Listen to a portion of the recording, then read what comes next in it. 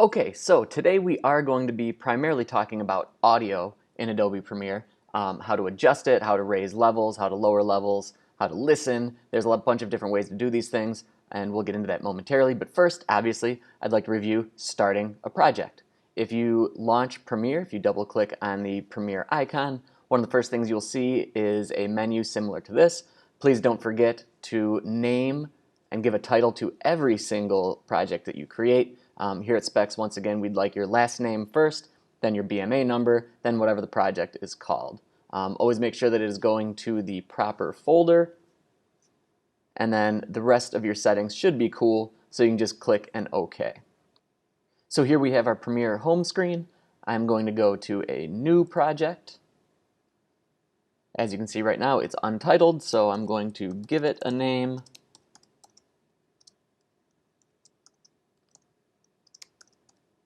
We'll be working on exercise 3 today. It's going to go into the Premiere Pro folder, so that's totally fine. I'll hit OK.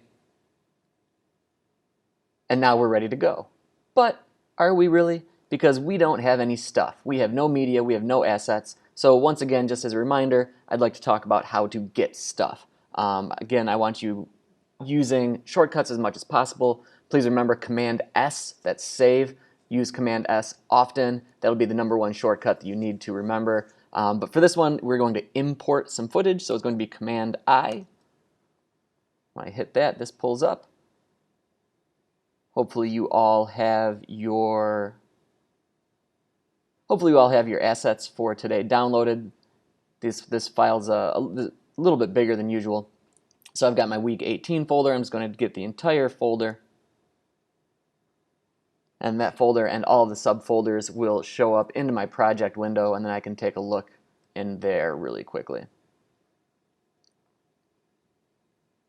So as advertised, here we go. Week 18, exercise 3, Discover Michigan. If I click on the arrow, that will drop down the subfolders. A lot of folks will double click on this icon, but I'm not a big fan of that one. What I would prefer is you use the arrow. That way you can just continue dropping down. You can see DM Audio, that's short for Discover Michigan. That's our project today. You can see music beds. You can see sound effects. You can see the male version, the female version of this voiceover. And then you can also see our video with all the video clips here. Okay, so let's start in with the audio controls. First, you'll have to click the audio file that you want to add. You can double-click the audio file, and it'll go into the source window. Or similar to the video clips, you can just left-click and drag it over into the source window. But once you drag an audio file into the source window, you will see the waveforms. Once you see the waveforms, if you've made any changes, perhaps an in and out point, the next thing is dragging it down into your timeline, dragging it down into that audio section of the timeline. You can either just grab it. The best way to pull this down is using the audio icon that is down in the source window. So now that we have some audio in our timeline, let's make sure the audio levels are balanced and it sounds good.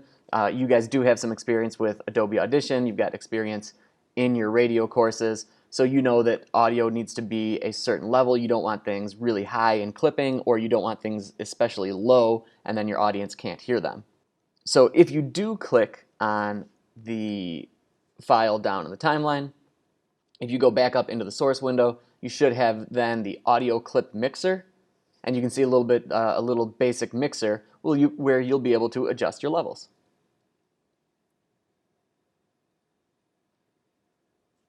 Then after that, you can just drag the slider up or down to make sure your track is the proper levels, the proper quietness or loudness that you want. Pretty simple stuff.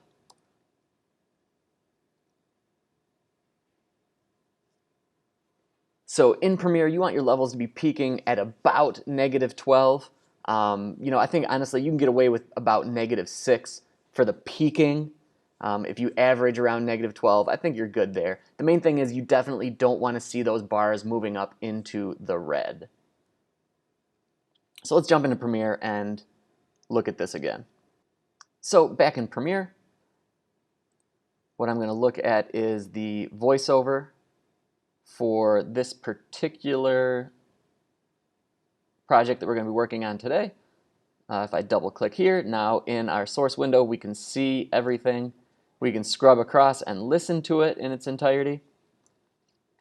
So if I want to drag this down to the timeline, here I've got my audio icon. Also, if you take a look over here in our project window, I know that this is an audio file strictly because it's got this type of icon to it, as opposed to this type of icon. It's a little film strip. That's a video file. That's video only. This is audio only. Soon we'll see some clips that are labeled both audio and video. It's basically just these two icons on top of each other. So without having to click on the clip or watch it or listen to it, it denotes that you can see it has both video and audio. But for this one, just audio clip. So if I drag this clip down into my timeline, now I've got my timeline here. I can see that this voiceover is 36 seconds long. But as usual, I would like to get a little bit closer. I'm going to zoom in a smidge. I'm also going to take my move tool here and move it along the edge. So I'm going to make this a little bit bigger. When I do that, I can see this little line here in the middle of the file. This is a line that will allow us to make some adjustments to the audio. So as we're playing here, you can see that the audio levels are averaging right around -12. I'm pretty happy with this, but I might want to drag it down a little bit. So what I can do is double click this, come up here to my source window. Once again, the file down in the timeline is highlighted over here, past effects controls. You've got your audio mixer. So as we play, we can see the levels bouncing right about there. If I want to go up, I just take the slider, take it up. Now I'm peaking and clipping. It's way too red. This is no bueno. So I'm going to drag it down to about here-ish. And that's evened things out over here. You can see he's keeping about -12-ish, which is roughly where I want for my voiceover. If I'm going to drop a audio bed in there, I'm probably going to run that a little bit lower because obviously you don't want that competing audio, but we'll talk about that. So that's the audio clip mixer. You can always use that. Another quick and dirty way to adjust audio, as I mentioned a little bit earlier, is this line here.